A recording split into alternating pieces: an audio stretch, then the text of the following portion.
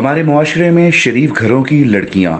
किस तरीके से मर्दों की हवस का निशाना बनती है, किस तरीके से मर्दों के झांसे में आकर अपनी इज्जत को तार तार करवाती हैं। ऐसी कौन सी मजबूरियां हैं जिनसे फ़ायदा उठाकर मर्द उनको अपनी हवस का निशाना बनाते हैं। हज़रत अल्लामा इब्तिसाम ज़हीर इलाही ने सब कुछ साफ साफ बता दिया। हमारे मुआशरे में जो आज़ादी के स्लोगन जब लगते हैं तो बहुत सी औरतें डाइवर्ट हो जाती हैं उन स्लोगन्स को देख के।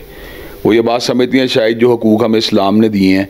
या हमारे वालिदैन जिनको हमारे सामने वादे कर रहे हैं वो हमारे लिए काफ़ी नहीं है।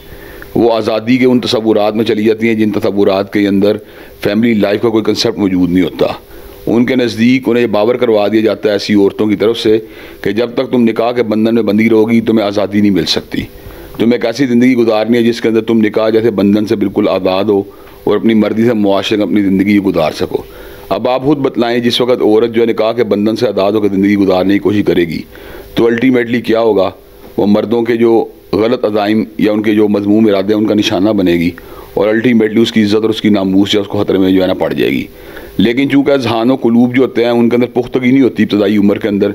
इसलिए झूठी सच्ची बातें, झूठे सच्चे नारे और इस किस्म की बातें जिनके अंदर फ़रेब बगादा तौर पर दिया जाता है और सुहाने ख्वाब दिखलाए जाते हैं, वो कई मरतबा लड़कियों को अपील कर देते हैं और लड़कियां जो होती हैं अपने वालिदैन के घर को खैरबाद कह के इन लोगों के हाथ चढ़ जाती हैं। जब वो वंस इनके हाथ चढ़ जाती हैं, उनका डिसकनेक्शन हो जाता है अपनी फैमिली के साथ, तो अल्टीमेटली फिर वो एक ईजी जो है ना शिकार बन जाती हैं मुआशरे के अंदर उन लोगों की हवस का जो मुआशरे के अंदर औरत की इज़्ज़त को तार तार करना चाहते हैं। तो हम ये बात समझते हैं कि लड़कियों को ये बात समझानी चाहिए कि तुम्हारे लिए सैयदा सिद्दीक़ा कायनात का किरदार हो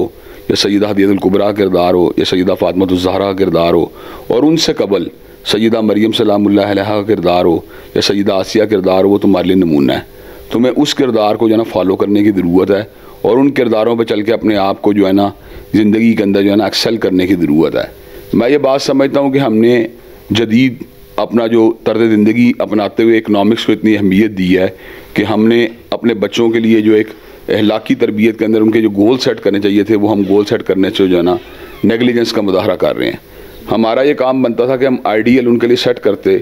कि करून उला की मुसलमान ख़वातीन जो हमारी बहनों के लिए, हमारी माओं के लिए आइडियल होती। अगर हम ये बात जो थे उनके लिए सेट कर देते तो आज मुआशरे के अंदर जो हम अहलाकी इन्हतात देख रहे हैं वो नज़र ना आता। मेरी ज़िम्मेदारी अपनी बीवी की इस्लाह करना है, अपनी बेटी की इस्लाह करना है, अपनी बहन की इस्लाह करना है। अगर मैं ये ज़िम्मेदारी नहीं अदा करता तो मुआशरे के अंदर मैं हाँ कितनी भी